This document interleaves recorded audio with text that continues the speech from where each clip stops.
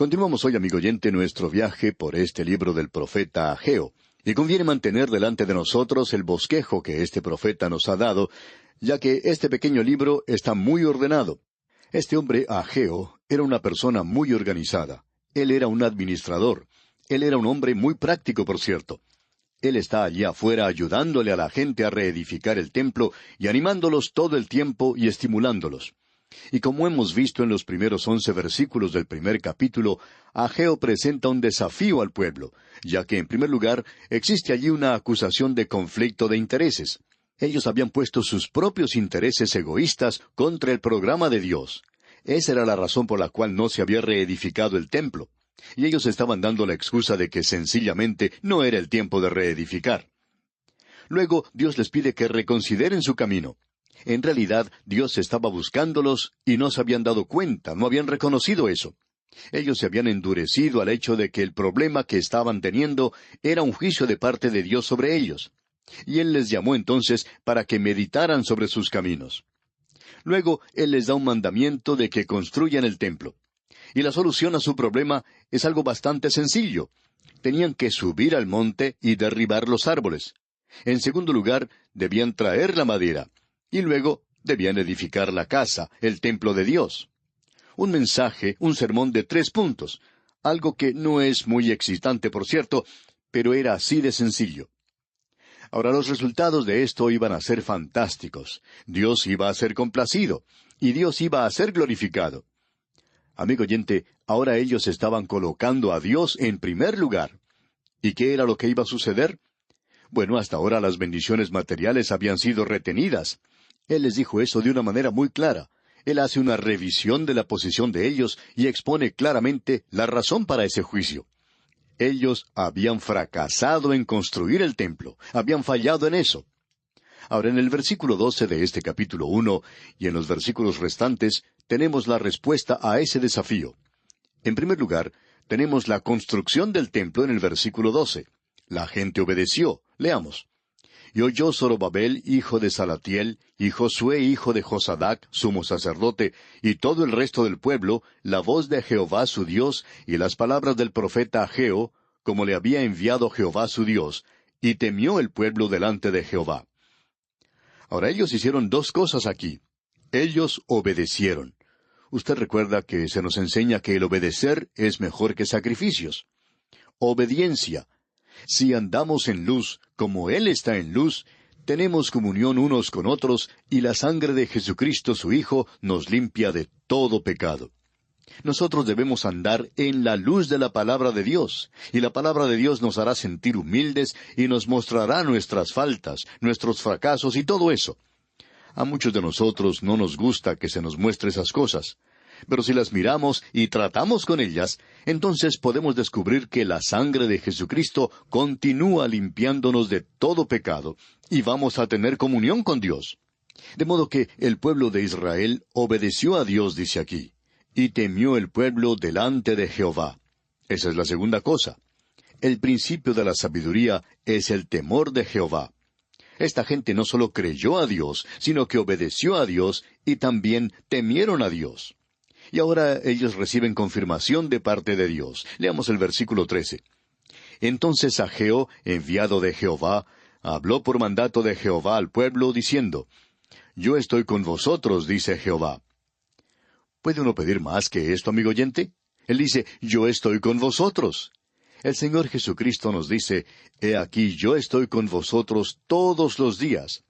Y esto se basa o descansa en la obediencia. Id por todo el mundo y predicad el Evangelio. Él no dijo, yo estaré con ustedes si se quedan sentaditos y no hacen nada para Dios. Él nunca dijo que estaría con usted allí. Él dice que estará con usted cuando usted obedezca. Ese es el lugar de bendición, amigo oyente. Usted y nosotros podemos tener comunión con Él. Yo estoy con vosotros, dice Jehová. Uno no puede agregar nada a esto. No podemos tener nada mejor que eso. Lo que sucede ahora es que los líderes se dedican a la tarea, al trabajo, de una manera muy entusiasta. Notemos lo que dice aquí el versículo 14 de este primer capítulo de Ageo. Y despertó Jehová el espíritu de Zorobabel, hijo de Salatiel, gobernador de Judá, y el espíritu de Josué, hijo de Josadac, sumo sacerdote, y el espíritu de todo el resto del pueblo. Y vinieron y trabajaron en la casa de Jehová de los ejércitos, su Dios. Es muy importante que notemos esto. Al liderazgo de la nación. Tenemos aquí a un líder civil, a Zorobabel, el gobernador. Él estaba en el linaje real. Él era el hijo de Salatiel. Y la palabra Salatiel es una palabra interesante. Significa pedir a Dios en oración. Así es que detrás de todo esto hay mucha oración. Y dice aquí que esta gente vino y trabajó en la casa de Jehová de los ejércitos. Jehová de los ejércitos era su Dios. Allí también está Josué, el sumo sacerdote, y luego el remanente de la gente. Así es que todos estaban unidos allí, el gobierno, los ciudadanos y los líderes religiosos. Ellos tenían una religión dada por Dios en aquel día. Y esto tuvo lugar, según leemos en el versículo 15, en el día 24 del mes sexto, en el segundo año del rey Darío. O sea que la fecha era el 24 de septiembre del año 520 antes de Cristo. El primer mensaje, usted recordará, había sido dado el 1 de septiembre del año 520 antes de Cristo. Esa fue la fecha cuando Dios les desafió, les retó a esta tarea, y ellos respondieron a ese desafío. Y el 24 de septiembre, Ageo entonces presenta este segundo mensaje. El pueblo ya se había reunido, se había organizado. Ellos iban a comenzar a trabajar, y han comenzado ahora a derribar los árboles, a cortar la madera, y estaban comenzando a edificar. Y nos imaginamos que para entonces ya habían puesto los cimientos, y probablemente ya estaban levantando parte de la estructura del templo. Sigamos ahora en el capítulo 2, y cuando entramos a este capítulo, vemos que la gente se había desanimado, y que Dios les estaba animando. Eso lo vemos en los primeros 9 versículos. Esto tuvo lugar el 21 de octubre del año 520 antes de Cristo. Notemos ahora el tercer mensaje. Leamos el primer versículo del capítulo 2 de Ageo. En el mes séptimo, a los 21 días del mes, vino palabra de Jehová por medio del profeta Ageo, diciendo, ahora ellos habían estado trabajando por un mes. Habían pasado unos 24 días organizándose, probablemente colocando los cimientos, y ahora por un mes el templo había estado en progreso, estaba siendo edificado. Y entonces había habido mucho entusiasmo en todo esto, y Dios les había animado. Dios les había dicho, yo estoy con vosotros. Llegamos ahora al segundo punto de desánimo. Y notemos lo que Dios les dice aquí en el versículo 2. Dice, habla ahora a Zorobabel, hijo de Salatiel, gobernador de Judá, y a Josué, hijo de Josadac, sumo sacerdote, y al resto del pueblo, diciendo... Este mensaje es dirigido al mismo grupo de gente que Dios había animado en el primer capítulo, los líderes y la misma gente. Llegamos ahora al segundo obstáculo que tiene que sobrepasar a Ageo como profeta. Usted debe recordar que durante todo ese tiempo, Zacarías estaba profetizando junto con él. Por eso lo vamos a ver cuando estudiemos el siguiente profeta. Aquí tenemos ahora el problema. En el versículo 3 de este capítulo 2 de Ageo, leemos, ¿quién ha quedado entre vosotros que haya visto esta casa en su gloria primera, y cómo la veis ahora? ¿No es ella como nada delante de vuestros ojos? Lo que estaba sucediendo era lo siguiente. Muchos de aquellos que habían regresado de la cautividad de Babilonia recordaban la belleza y la riqueza del templo de Salomón. En comparación entonces con este pequeño templo que ellos estaban levantando, era como si fuera nada más que un galpón. Es una casa un poco larga, y comparándola con el otro, este templo aquí parecía un galpón, un granero, cuando se le comparaba con la riqueza que tenía el templo de Salomón. Ese era un templo muy adornado, era muy rico en todo detalle. Y lo que sucedía con este templo es que allí no había nada comparado al otro erigido por Salomón. Ahora debemos notar que el templo de Salomón no había sido en realidad un templo grande de tamaño. Suponemos que esta gente aquí recordaba este otro templo. Podrían recordarlo en toda su belleza. Ellos podían recordar la riqueza que había allí, y lo adornado que era, y todas las joyas que habían sido colocadas en ese templo, el oro y la plata que se había utilizado en él. En realidad, el templo de Salomón ha sido evaluado según la riqueza que se utilizó para su construcción. Y uno puede encontrar cifras que oscilan entre los 5 y los 20 millones de dólares. Ahora sabemos que hay mucha diferencia entre esas dos cantidades, pero por cierto que para aquel día esto era muchísima riqueza. Este templo era como un cofre de joyas, era algo muy hermoso. Ahora lo que estaba sucediendo aquí era lo siguiente. Este templo estaba siendo edificado y podemos notar la fecha que él le da a este mensaje. Tuvo lugar en el mes séptimo, a los 21 días del mes. Eso es muy interesante.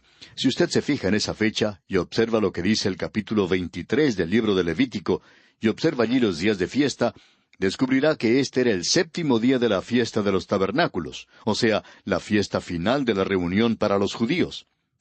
Pensamos nosotros que la gente estaba tratando de concluir la edificación del templo, o por lo menos avanzar en su construcción tanto como les fuera posible para poder utilizarlo para la celebración de la fiesta de los tabernáculos. Y cuando muchos de los ancianos de esa época llegaron, este edificio, cuando había sido ya terminado, no quedó tan adornado como había quedado el de Salomón. Había allí una ausencia de joyas y de oro y de plata. Eso lo vamos a ver en este capítulo más adelante. Le faltaba, pues, toda esa belleza y toda esa riqueza que caracterizaba al templo de Salomón. De modo que, cuando esta gente llegó allí, aparentemente para celebrar la fiesta de los tabernáculos, solamente pudo ver una construcción que había sido levantada rápidamente para poder ser utilizada en esa ocasión. Y usted se da cuenta que cualquier edificio, ya sea una casa o un edificio de oficinas, antes de terminar su construcción, no luce como algo muy atractivo, no da una buena impresión. Uno debe esperar hasta que el constructor finalice todo para poder apreciarlo. Y este edificio, pues, no había sido finalizado. Y en realidad no había ninguna comparación entre este edificio y el templo de Salomón. Así es que había una reacción un poco mezclada entre la gente. Había allí una mezcla de júbilo y llanto. Veamos lo que nos dice el libro de Esdras en relación a lo que ocurrió entonces. Creemos que la lectura de algunos versículos allí aclararán lo que tenemos ante nosotros y nos ayudará mucho a comprenderlo. Si usted tiene su Biblia a mano, busque en el capítulo 3 de Esdras, versículos 8 al 11. Y allí leemos: En el año segundo de su venida a la casa de Dios en Jerusalén, en el mes segundo, comenzaron Zorobabel, hijo de Salatiel, Jesúa, hijo de Josadac, y los otros sus hermanos, los sacerdotes y los levitas, y todos los que habían venido de la cautividad a Jerusalén, y pusieron a los levitas de 20 años arriba para que activasen la obra de la casa de Jehová. Jesúa también, sus hijos y sus hermanos, Cadmiel y sus hijos, hijos de Judá, como un solo hombre, asistían para activar a los que hacían la obra en la casa de Dios, junto con los hijos de Enadad, sus hijos y sus hermanos levitas. Y cuando los albañiles del templo de Jehová echaban los cimientos, pusieron a los sacerdotes vestidos de sus ropas y con trompetas, y a los levitas, hijos de Asaph, con címbalos, para que alabasen a Jehová, según la ordenanza de David, rey de Israel. Y cantaban, alabando y dando gracias a Jehová y diciendo: Porque Él es bueno, porque para siempre es su misericordia sobre Israel. Y todo el pueblo aclamaba con gran júbilo, alabando a Jehová, porque se echaban los cimientos de la casa de Jehová. Ahora usted puede apreciar que ellos tenían algo que celebrar. Solamente eran los cimientos, y quizá algunas maderas para ayudar a la construcción de las paredes. Pero los versículos 12 y 13 de este mismo capítulo 3 de Esdras dicen: Y muchos de los sacerdotes, de los levitas y de los jefes de casas paternas, ancianos que habían visto la casa primera, viendo echar los cimientos de esta casa, lloraban en alta voz, mientras muchos otros daban grandes gritos de alegría. Y no podía distinguir el pueblo el clamor de los gritos de alegría de la voz del lloro, porque clamaba el pueblo con gran júbilo, y se oía el ruido hasta de lejos. Pues bien, entre esas exclamaciones de júbilo había también otra cosa. Había llanto y clamor, porque había aquellos que estaban haciendo una comparación entre los dos templos, y decían: Miren, este pequeño templo que se está edificando aquí no tiene ningún valor, es tan pequeñito y sin consecuencia cuando uno lo compara con el templo de Salomón. Bueno, amigo oyente, si usted quiere empañar cualquier proyecto, todo lo que tiene que decir es: Bueno, ustedes piensan que esto es algo grande y fantástico, pero ustedes debieron haber visto el original en los tiempos pasados. Esto es algo que siempre se acostumbraba a decir, que el tiempo pasado fue mejor. Y cuando uno crece y madura, oye hablar a las personas que hablan de los días cuando eran muchachos, y uno no puede recordar ningún tiempo pasado mejor cuando fue muchacho. Fueron días difíciles, duros y llenos de trabajo. El autor de estos estudios bíblicos, el Dr. J. Vernon McGee, contaba que la primera iglesia en la cual él trabajó como pastor estaba ubicada en el estado de Georgia, en los Estados Unidos. Decía que era una pequeña iglesia blanca, por lo menos era así cuando estaba allí como pastor. Más adelante, decía él, fue pintada y se encontraba ubicada en un monte. Y decía él que cuando él estaba allí como pastor estudiante, tuvo unas reuniones en el verano, y él predicó una serie de mensajes evangelísticos basados en el libro de Apocalipsis. Decía que no lo había podido hacer desde entonces, pero lo hizo en esa ocasión, y Dios le bendijo. Muchos jóvenes fueron salvados entonces. Y en la última reunión, un domingo por la noche, en el calor del atardecer, decía él, se sentó a la entrada de la iglesia y estaba allí conversando con los demás jóvenes de lo maravilloso que había sido reunirse todos esos días. Pero allí había también un anciano que tenía las barbas de Matusalén, y este hombre dijo, «Ustedes piensan que han tenido una buena reunión aquí, ¿verdad?» Bueno, yo recuerdo en aquellos días. Y amigo oyente, cuando alguien comienza a hablar de esta manera, las cosas van en picada. Y él arrastró a todos allí y empañó ese ambiente. Y decía, cuando yo era joven, acostumbrábamos a tener reuniones aquí y todo lo demás.